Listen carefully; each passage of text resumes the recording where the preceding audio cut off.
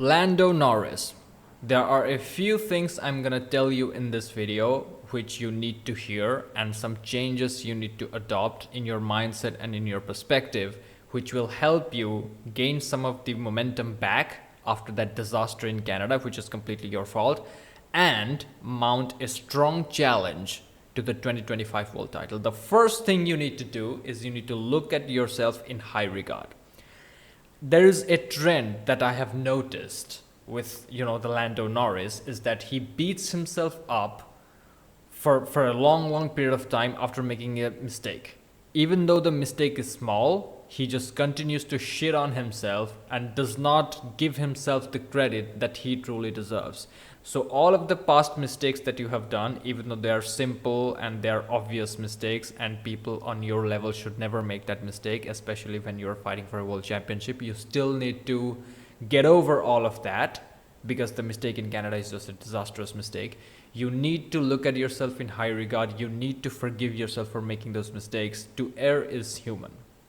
The second thing you need to do is you need to have some faith in yourself. You need to believe in yourself.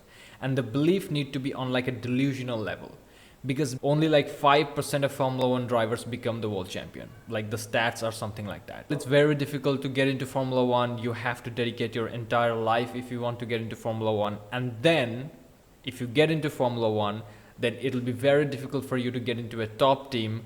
And the top team also need to be in a position where it can fight for world titles. So all of the stars have aligned for you, and you have overcome a lot of challenges all the way to the McLaren seat, and you need to draw on that whenever you are heading into a battle or like heading into a title contention situation. You need to draw on those past situations where you have achieved victory over fear, where you have confronted something you have never confronted and you have won. And this almost delusional level of self-belief is absolutely necessary if you want to become a Formula 1 world champion. Max Verstappen, before even he had a world title, before even he was competing in a world title, he said that I am the best driver on the grid because I believe I'm the best. And again, there was no proof at the time for Max Verstappen. You need to visualize those things. You need to visualize yourself winning multiple races, dominating races, making easy overtakes, making easy work of legends on the track, because you have the car to do that. And also you need to visualize winning world championships, because that's how you're going to reinforce that belief, by saying it over and over again to yourself. So again, first step, look at yourself in high regard. Don't talk shit about yourself even though you make mistakes, because these things happen. I mean, not as much as you do it, but these things happen. And part of the reason why you make those mistakes so frequently is because you don't believe in yourself. You don't believe that you can beat Max Verstappen, Lewis Hamilton, and Fernando Alonso of the sport. You don't believe that you can go into a unknown situation in a racing condition and still come out on top. So you need to reinforce that belief by drawing back on all of the achievements you had in your professional motorsports career as a driver. And then you need to continue to reinforce that belief by continually telling yourself that you are going to become a world champion. The third thing you need to do is show no weakness. This is one of the other problems that I have seen with Lando Norris, is that this guy always talks about his problems, always talks about how he feels and becomes a bitch. Don't do that. If you say that I feel depressed or I feel this and that, your opponents will always encourage you to go ahead and speak up about mental health issues and shit like that. Because if you say it over and over again, it's going to reaffirm, and you actually will be more depressed than you were. And this is going to indirectly help all of your rivals, because they're going to be stoic, they're going to be calm, and they're just out here having fun. The fourth thing you need to do is you need to be comfortable in the uncomfortable. I'll give you two examples. The first example comes from the 2024 Austrian Grand Prix, where Norris and Verstappen had a collision. Verstappen pitted and finished P6. Norris, like a bitch, decided to retire. Again, you did not need to retire. A couple of races later, it was confirmed that Lando could have continued. The damage was there onto the car, but he still could have dragged that car into at least a top 5 finish. And these moments, these are all small psychological victories, because when things are uncomfortable, you decide to quit. But Max Verstappen, on the other hand, when things got uncomfortable, he was still there. Another example comes from the 2024 Brazilian Grand Prix when Lando was chasing George Russell for the win of the race in the wets, and Lando was just bitching on the radio about how shit the tires were. The rain was pissing down, so obviously it was getting difficult to drive and the visibility was hard and all that type of stuff. But what Lando should have done is tell the engineers that, you know what, I'm going to weather the storm because they're going to red flag the session anyway.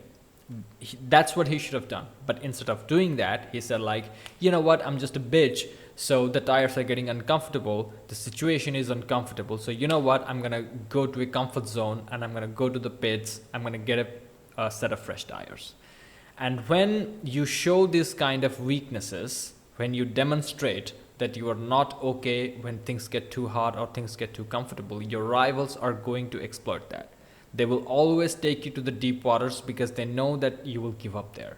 A best example comes in the 2024 American Grand Prix in the Circuit of the Americas, Austin. Max Verstappen deliberately took the wide line out of T12 to make sure that Lando's patience continues to wear thin and thin and thin. He knew that. Max Verstappen knew that if I push this guy being Lando Norris, if I push Lando to an uncomfortable mental state, he's gonna break, he's gonna do something drastic, he's gonna make a mistake, and eventually it's gonna benefit me. And that's exactly what happened in the 2024 Austin Grand Prix, because Lando got frustrated. Instead of trying different lines, instead of trying an overtaking move in a different corner, or being creative, playing the psychological game, he just went around the outside and overtook Max Verstappen, got a 5-second penalty, and then Max Verstappen finished ahead of him after the race. The last thing Lando Norris needs to do, you need to do, I started this video in second person, but now I guess I'm talking in third person. The last thing Lando Norris needs to do is that he needs to plan for winning. A lot of people, like human nature is created in a sense that we always plan for like backups. If this doesn't work out, then I'm gonna do that, right? It's natural, but you have to override that and think like, okay, this is gonna work out. I'm gonna win. So when you're in race and you start P10, your goal should be to win. There are 9 cars ahead of you: Fernando Alonso, Lewis Hamilton, Max Verstappen, Charles Leclerc, all of the big names. But still, you need to plan for winning. You need to, this is related to the initial point that I made about believing in yourself. You need to believe in yourself that regardless of the guy in front of you, if your car has pace, it doesn't matter how good their defensive skills are.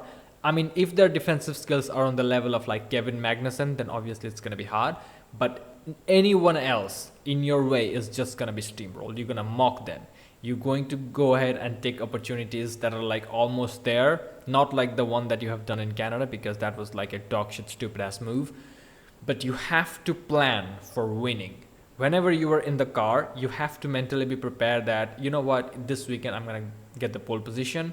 I'm going to have a good getaway on lap 1 and I'm going to win the race in a dominant fashion. I'm going to get a grand slam, something like that.